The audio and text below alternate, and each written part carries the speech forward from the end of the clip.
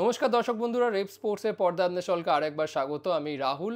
আরও একবার ভিডিও করতে হলো, আর এই কারণেই, সেটা হচ্ছে কিছুক্ষণ আগেই একটা টুইট দেখে আপনারা সকলেই অনেকটা চিন্তিত হয়ে পড়েছেন, স্পেশালি মোহনবাগান সমর্থকরা, যে হঠাৎ কি হলো, ট্রান্সফার উইন্ডো শুরু হওয়ার আগেই হঠাৎ করে ন্যাশনাল প্লেয়ার রেজিস্ট্রেশনে ব্যান ফেস করতে হয়েছে মোহনবাগানকে। সমস্যাটা কোথায়? মোহনবাগান কি শীঘ্রই এটা ওভারকাম করে আবার ফ্রেশ মতন ট্রান্সফার করতে পারবে? সেই সমস্ত কিছু নিয়ে আপনারা চিন্তিত, তো সেটা নিয়েই সমস্ত ডিটেলস নিয়ে চলে এসেছি এই ভিডিওতে। প্রথমত, এই ব্যানটা কি রিলেটেড হয়েছে?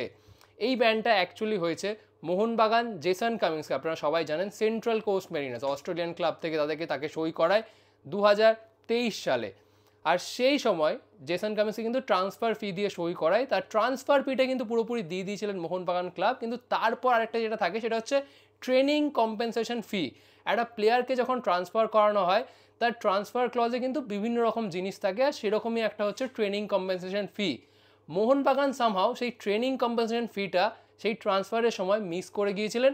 কিন্তু তার ঠিক এক বছরের মধ্যেই মোহনবাগান কিন্তু আবার ফিফা ক্লিয়ারিং হাউসে কিন্তু এটা নিয়ে কিন্তু গিয়েছিল, তখনই সলভ করে দেওয়ার চেষ্টা করেছিল।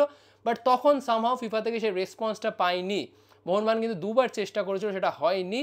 তো শেষমেশ সেই ফিফা ক্লিয়ারিং হাউসে যেহেতু এই ইস্যুটা ক্লিয়ার না হওয়ায় মোহনবাগানকে কিন্তু এই ব্যানটা ফেস করতে হয়েছে।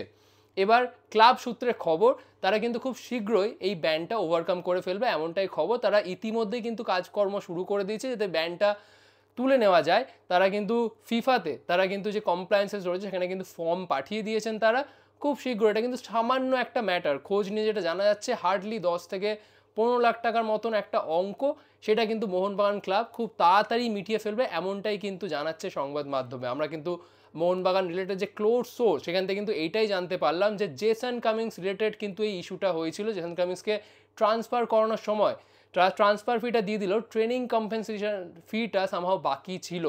আর সেইটার কারণেই কিন্তু এই ন্যাশনাল স্তরে প্লেয়ার রেজিস্ট্রেশনের এই ব্যানটাকে ফেস করতে হয়েছে মোহনবাগানকে। আর সেটা খুব শীঘ্রই মোহনবাগান মিটিয়ে ফেলবে, যেটা জানা যাচ্ছে তারা উইদিন আ উইক, এক সপ্তাহের মধ্যেই কিন্তু তারা মিটিয়ে ফেলবে, এমনটাই কিন্তু জানা যাচ্ছে ক্লাব সূত্র থেকে। তো এই আপডেটটা আপনার সাথে শেয়ার করার ছিল। যদি ভালো লাগে অবভিয়াসলি লাইক, শেয়ার এবং সাবস্ক্রাইব করুন, এবং আরও এরকম অনেক ব্রেকিং নিউজ পেতে রেপ স্পোর্টসকে লাইক, শেয়ার এবং সাবস্ক্রাইব করতে ভুলবেন না। এখানেই শেষ করছি, আবার আপনার সাথে দেখা হচ্ছে পরবর্তী ভিডিওতে।